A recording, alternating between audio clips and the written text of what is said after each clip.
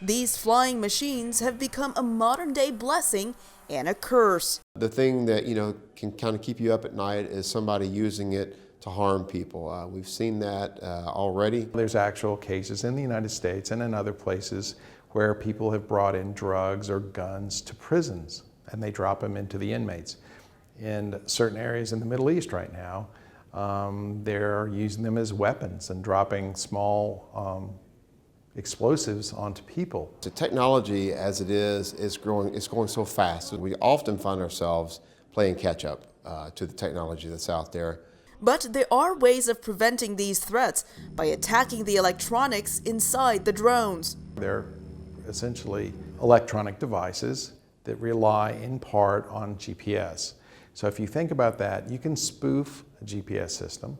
You can use an EMP pulse or an RF pulse to disrupt the communications from the driver, or actually the onboard electronics, and then basically fry the electronics. On the flip side, drones can also have life-saving benefits. Like any technology, there's the yin and the yang. There's the dark and the light. In the chemical industry, drones are being used to inspect structures to replace people when doing dangerous work.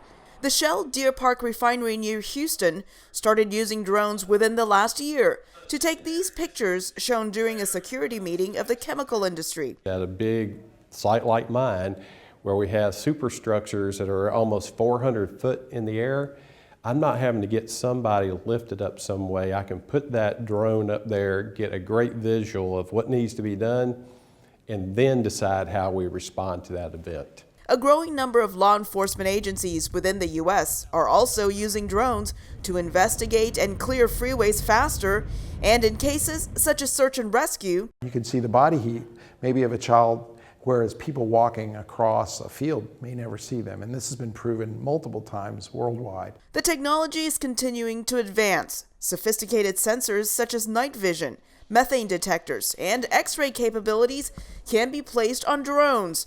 Researchers are even looking at drones the size of a dragonfly. Probably along the lines of some Department of Defense and high-end research is to make them mimic small insect size. Therefore, you don't pay any attention to insects outside, so you wouldn't pay attention to that. Drone researchers say it will become an arms race to develop methods of preventing harmful drones as people continue to use these machines for the good. Elizabeth Lee, VOA News, Houston.